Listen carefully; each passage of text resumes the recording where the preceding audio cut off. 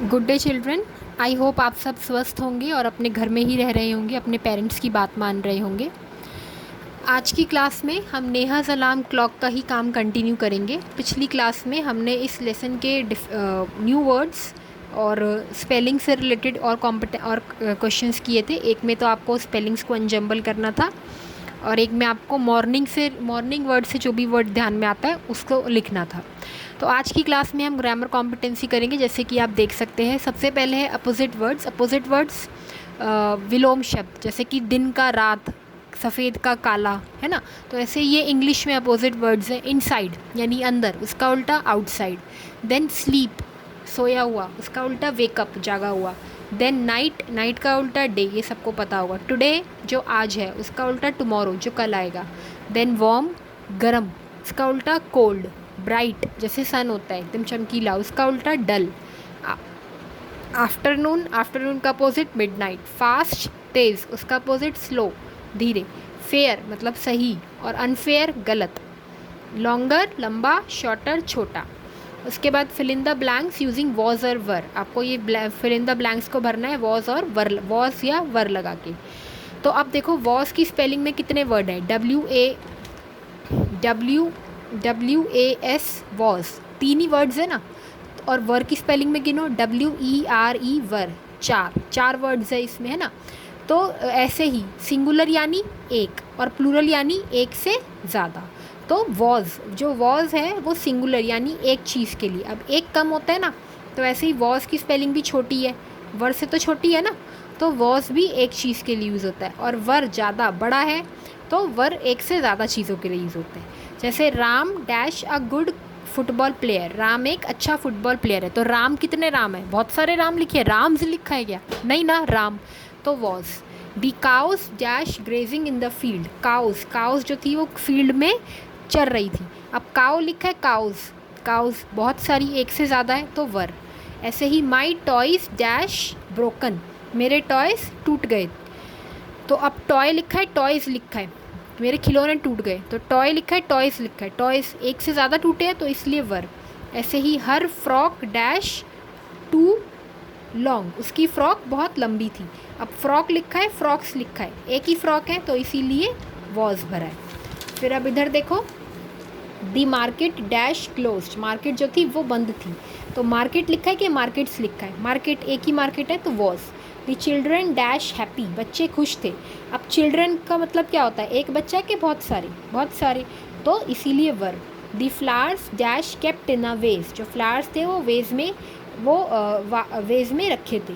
तो फ्लावर्स लिखा है कि फ्लावर्स बहुत सारे, है ना। तो फ्लावर्स इसलिए वर आएगा। Then question number 3, write the possessive forms of the following. इनकी पोजेसिव फॉर्म लिखनी है आपको। अब जैसे ये लिखा है अलार्म क्लॉक ऑफ नेहा, तो इसका क्या बन गया, नेहाज अलार्म क्लॉक। इसका क्या मतलब होता है ऐसे कॉमा लगा के ऐसे लिखते हैं।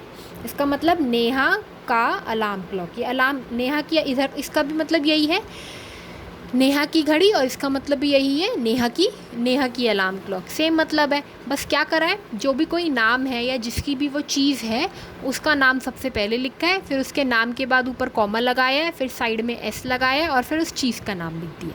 जैसे आपको याद होगा, आपने सेकेंड क्लास में पढ़ा था एक लेसन हल्दीज़ एडवेंचर, है ना। तो उसका क्या मतलब था, हल्दीज़ एडवेंचर, हल्दी का एडवेंचर, है ना। तो ऐसे ही इसमें नेहाज अलार्म क्लॉक का मतलब है नेहा का अलार्म क्लॉक। ऐसे अब ये देखो, पेन ऑफ द गर्ल का पेन, है ना। तो क्या बन गया, गर्ल्स पेन। किसका पेन है, लड़की का, तो पहले वो लिखा और फिर कॉमा लगाया, फिर एस और फिर पेन। ऐसे ही टॉयज़ ऑफ द चिल्ड्रन, किसके खिलौने, चिल्ड्रन के, बच्चों के, तो पहले चिल्ड्रन लिखा, फिर कॉमा लगाया एस और फिर टॉयज़। ऐसे he tell of the horse, किसकी टेल, हॉर्स की, तो पहले हॉर्स लिखा, फिर कॉमा लगाया एस, फिर टेल, हॉर्स टेल। फिर नेस्ट ऑफ द बर्ड, किसका नेस्ट, बर्ड का, तो पहले बर्ड लिखा, फिर कॉमा, फिर एस, बर्ड्स नेस्ट। ऐसे डंकी ऑफ द वॉशरमैन, किसका डोंकी, वॉशरमैन का, तो वॉशरमैन्स डोंकी, पहले वॉशरमैन, फिर कॉमा, फिर एस और फिर डोंकी। उसके बाद आपके लिए आज के 2 होमवर्क के क्वेश्चन हैं। पहला क्वेश्चन है, make a list of action words used in the lesson. आपको नेहाज अलार्म क्लॉक लेसन में जो जो एक्शन वर्ड यानी काम वाले शब्द यूज़ हुए हैं, बेटा ध्यान से सुनो, इस लेसन में जो यूज़ हुए हैं नेहा अलार्म क्लॉक में, उनको लिखना है। आप हर बार लिखते तो हो, लेकिन बच्चे ऐसे ऐसे एक्शन वर्ड लिख कर भेजते हैं, ईट, ड्रिंक, फाइट। मैं मानती हूँ वो एक्शन वर्ड है, लेकिन वो उस लेसन में तो नहीं आए ना। तो आपको जो नेहा अलार्म क्लॉक लेसन में एक्शन वर्ड आएगा, जैसे कि वेकअप, स्लीप, स्नोर, हियर, है ना, इसमें ये सब एक्शन वर्ड आए ना नेहा अलार्म क्लॉक लेसन में। तो और भी आप ढूंढना, गेट अप, है ना, तो इसमें तो रिंगिंग, तो इसमें तो ये वाले अलार्म क्लॉक हैं, तो ये सॉरी इसमें तो ये वाले एक्शन वर्ड है, तो आप इन्हीं को लिखोगे यहाँ पे। ठीक है, आपने एनसीईआरटी की ऐप डाउनलोड कर रखी है, उससे आप लेसन के पेजेस पढ़ना, और नहीं भी कर रखी तो भी मैंने आपको हर पिछली क्लासेस में कितनी बार नेहा अलार्म क्लॉक का स्क्रीनशॉट भेजा है, जब मैंने आपको रीडिंग के लिए बोला था, हैंड राइटिंग के लिए बोला था। तो उन पेजेस में से ढूंढकर आप एक्शन वर्ड को ढूंढ के यहाँ लिखना। ठीक है, आपके ग्रुप में स्क्रीनशॉट आए हुए हैं नेहा अलार्म क्लॉक के, तो उनमें से पढ़ के ढूंढ लेना। Then question 2, write words which come to your mind after reading the word clock. अब क्लॉक वर्ड को पढ़ने के बाद आपके दिमाग में कौन सा वर्ड आता है, कौन से वर्ड्स आते हैं, तो उनको आपको लिखना है। ठीक है, इसमें कन्फ्यूजन ना हो, पिछली बार वो मॉर्निंग वाले में भी बच्चों को यही कन्फ्यूजन थी। क्लॉक वर्ड को सुनते ही आपके माइंड में क्या क्या आता है, क्लॉक वर्ड से क्या क्या रिलेटेड है, जैसे टाइम, है ना, वॉच, वॉल क्लॉक क्योंकि वॉल पे लगती है, hands, minute, second, round, circle, जो भी आपके दिमाग में आता है कि कैसी होती है क्लॉक, वो सब कुछ आपको इन अलग अलग ब्लैंक्स में लिखना है। और अब इस सारे काम को सुंदर सुंदर अपनी नोटबुक में करना है, और सारे काम को लर्न भी करना है। अच्छा, और आप जो मुझे काम भेजते हैं उसमें कुछ बच्चे हैंड राइटिंग साफ़ नहीं लिखते, तो हैंड राइटिंग साफ़ लिखिए काम में। दूसरी बात, आप मैम ने जो वर्ड कैपिटल बनाया है, आप अपने काम में भी उस वर्ड को कैपिटल बनाया करिए, है ना। जो वर्ड मैं बड़ा बनाती हूँ उसे बड़ा बनाया करें, जो छोटा बनाती हूँ छोटा।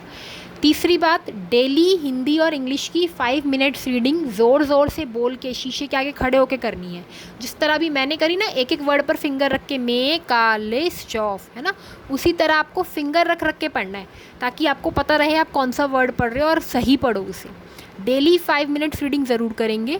और इस वाले क्वेश्चन को समझने के लिए, जो पॉजेसिव वाला क्वेश्चन है ना, क्वेश्चन नंबर 3, इसको समझने के लिए ना अच्छे से समझने के लिए मैं एक यूट्यूब का लिंक भी डालूँगी, आप वो भी ज़रूर देखना।